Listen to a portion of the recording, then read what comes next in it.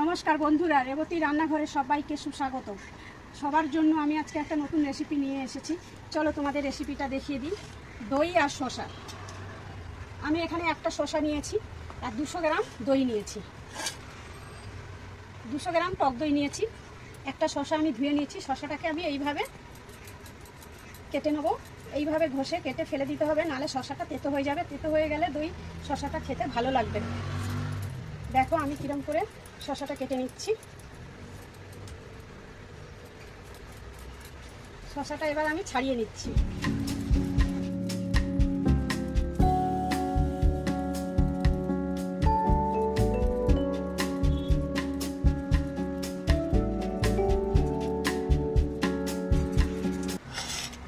শসাটা এবার আমার ছাড়ানো হয়ে গেছে। এবার আমি শসাটাকে গ্রেট করে নিচ্ছি।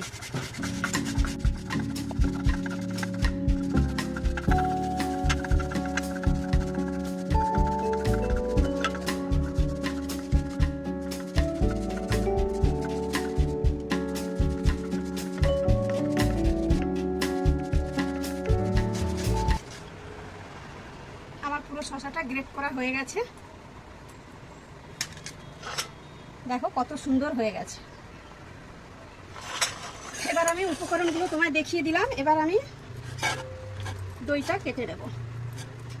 বন্ধুরা, খুব গরম পড়েছে। এই গরমের জন্য আমি এই রেসিপিটা নিয়ে এসেছি, দই আর শসা। আশা করি আপনাদের ভালো লাগবে। শরীর ঠিক রাখতে, পেট ঠান্ডা রাখতে আমি এই রেসিপিটা আপনাদের দেখাচ্ছি। সবার জন্য, কিন্তু যেসব বন্ধুরা মা বাবাকে ছেড়ে বাইরে কাজের জন্য কিংবা পড়াশোনার জন্য বাইরে আছো, সেসব বন্ধুদের জন্য। বন্ধুরা, তোমরা প্রথম থেকে লাস্ট অবধি ভিডিওটা ভালো করে দেখো। বাড়িতে যেসব থাকা উপকরণ দিয়ে সহজেই বানিয়ে নিতে পারবে। আমি যেভাবে আপনাদের দেখাচ্ছি সেভাবে একটু ভিডিওটা ফলো করুন। দইটা আমি একটা পাত্রে ঢেলে নিয়েছি। এবার আমি দইয়ের মধ্যে দিচ্ছি। এর মধ্যে আমি নিয়েছি মৌরি আর গোটা জিরে গুঁড়ো করে নিয়েছি, হাফ চামচেরও কম। বিট নুন নিয়েছি, হাফ চামচ বিট নুন।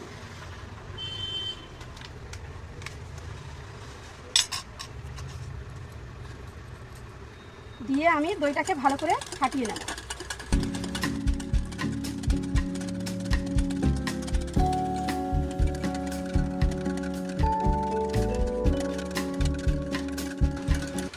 তোমরা সবাই জানো শরীরের পক্ষে টক দইটা কত উপকারী একটা জিনিস। যেমন পেট ঠান্ডা রাখে, শসাও পেট ঠান্ডা রাখে এবং আমাদের খাবার হজম করতে সাহায্য করে।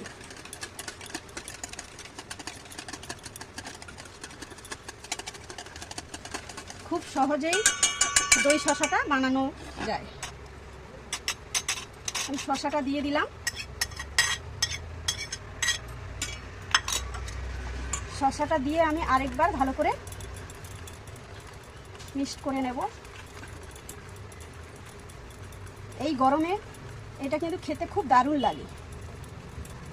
আপনারা বাড়িতে একবার হলেও ট্রাই করে দেখবেন।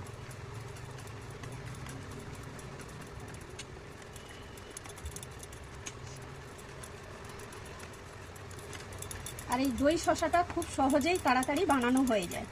আপনারা যদি খুব ঠান্ডা খেতে চান তাহলে এর মধ্যে একটা বরফও দিয়ে দিতে পারেন, আর না হলে কিছুক্ষণ 10-15 মিনিট ধরে ফ্রিজে রেখে দিতেও পারেন। তারপরে খেলে একটু ঠান্ডা হয়ে যাবে।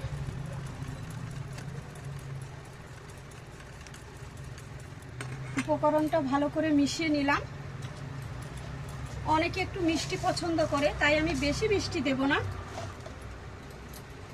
আমি হাফ চামচ এখানে মিষ্টি অ্যাড করলাম।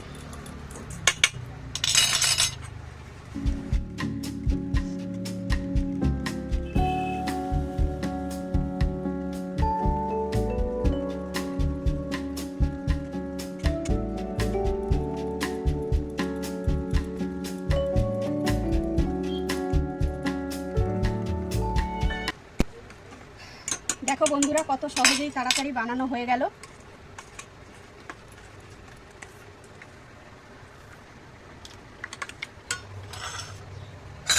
এবার আমি দুটো কাচের বাটির মধ্যে মিশ্রণটা ঢেলে দেব।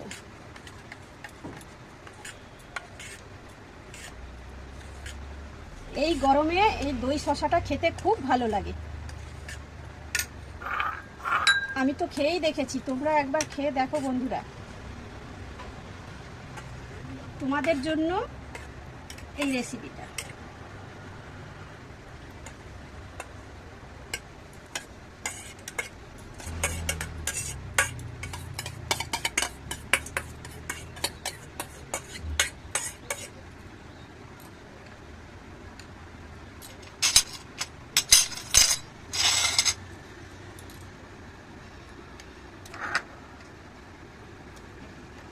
কমপ্লিট।